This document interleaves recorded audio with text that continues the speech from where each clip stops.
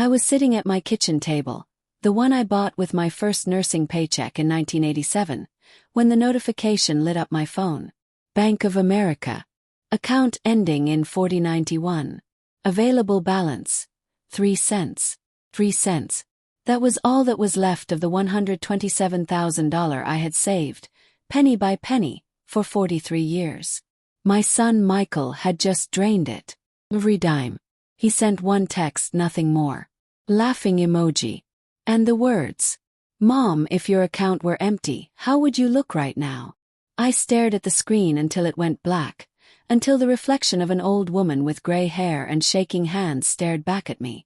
That was the moment the woman who spent her whole life saying yes finally learned how to say no.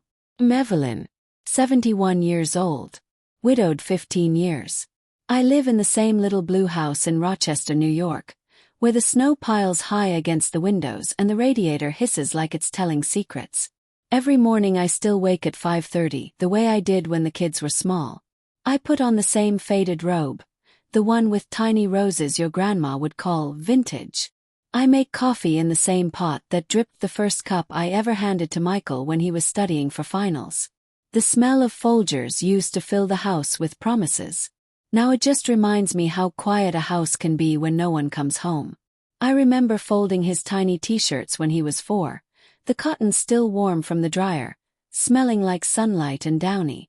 I'd stack them in perfect squares because order was the only thing I could control when the bills were late and his father was drinking again. I worked double shifts at the hospital, came home with feet so swollen I had to soak them in Epsom salt while I helped with homework. Michael always wanted the crusts cut off his sandwiches. Cut them. Sarah wanted her hair in French braids every single day for 3rd grade. I learned. Whatever they needed, I became. When their father died, I sold the boat he loved more than us, paid off the credit cards he hid, and put the rest into college funds.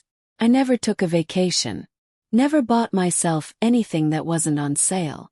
The necklace I'm wearing right now, the little gold heart on a chain, that was my 50th birthday present to myself. I bought it the week Michael graduated law school. He never noticed I wore it every day. Years slipped by. They grew up, moved out, got married. Michael married Jessica. She smiled with her teeth but not her eyes. The first time she came for dinner she looked around my small house and said, "Cute. Very retro." I laughed because that's what mothers do. We laugh when we're being erased. Then the asking started. "Mom, tuition for Emma's private school is due." "Mom, we want to renovate the kitchen, can you help?" "Mom, interest rates are low, just co-sign for us, we'll pay it back tomorrow." Tomorrow. He said tomorrow so many times I started counting. Tomorrow never came. Kept giving. The savings account shrank like ice in spring. I told myself it was love. Love is supposed to hurt, isn't it? That's what I learned from my own mother. Give until your hands bleed, then apologize for the stains. Last winter I got sick. Really sick. Pneumonia. I was in the hospital for 9 days. Michael visited once for 20 minutes. Jessica stayed in the hallway on her phone. Sarah sent flowers that died before I came home. I lay in that bed listening to the heart monitor beep and realized no one was coming to hold my hand the way I held theirs when they had chickenpox or broken hearts. When I got out, the house felt colder. I started noticing things. The way Michael walked straight to the fridge without saying hello. The way Jessica rearranged my cabinets to help and threw out my good Tupperware. The way they talked about when the house is ours while I was still breathing in it. Then came the final grab. Michael sat right here at this table and slid papers across to me. A reverse mortgage. My house, paid off free and clear, as collateral for their investment property. "Just sign, Mom. It's for the grandkids. You want them taken care of, right?" I looked into his eyes. Those blue eyes I used to think looked like heaven, and saw nothing but numbers reflected back. That night I didn't sleep. I sat in the dark living room holding the necklace, running my thumb over the tiny heart until the gold wore warm. I thought about every Christmas morning I went without so they could have Nintendo, every birthday I spent alone so they could go on senior trip, every tear I swallowed so they never saw me weak. At 3:17 a.m., I opened my laptop. I called the bank at 9 sharp when they opened. Changed every password. Removed Michael as authorized user. Transferred what little was left into a new account with only my name. I phoned my lawyer, quiet, kind Mr. Peterson who drafted my will 20 years ago, and told him it was time for an update. Michael and Sarah were out. Everything, house, savings, the teacher's pension, now goes to the local women's shelter and the animal rescue I volunteer for on Tuesdays. I changed the locks the next day. The locksmith was a nice young man who didn't ask questions when an old lady paid in cash and cried a little. 3 days later Michael showed up banging on the door. "Mom, open up. What the hell is this about my card being declined?" I opened the door just enough to see his red face. "Hello, Michael." He tried to push past me. The new deadbolt held. "You can't do this. That's my inheritance."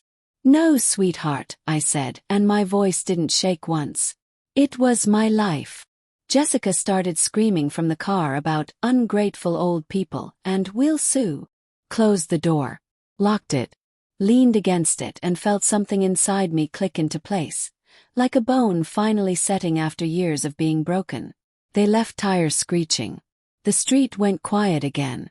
That evening I made myself a cup of tea in my favorite chipped mug, the one Sarah painted for me in 2nd grade that says, "World's Best Mom." I walked out to the backyard where the lilacs are starting to bud even though there's still snow on the ground. I breathed in the cold, sweet air and felt lighter than I have in decades. The house is paid for. The bills are mine alone now and small. I volunteer more. I joined a book club full of widows who laugh loud and swear and don't apologize. I bought myself a new coat, bright red, the color of warning flags I should have waved years ago. Sometimes at night I still hear the ghost of little feet running down the hallway. I still smell baby shampoo that hasn't been in this house for 30 years. But the difference is I don't cry anymore. I kept the necklace. Kept the mug. I kept every memory that was sweet. The rest I gave back. To every grandmother listening who's emptying her pockets for people who won't even fill her teacup. Your love was never the problem. Their greed was. Close the door. Change the locks. Save yourself. There's still time to bloom, even after the longest winter. And if one day they come back with apologies and tears, remember what I finally learned. Some doors, once closed, are meant to stay that way. The house is quiet now. But for the first time the quiet feels like peace.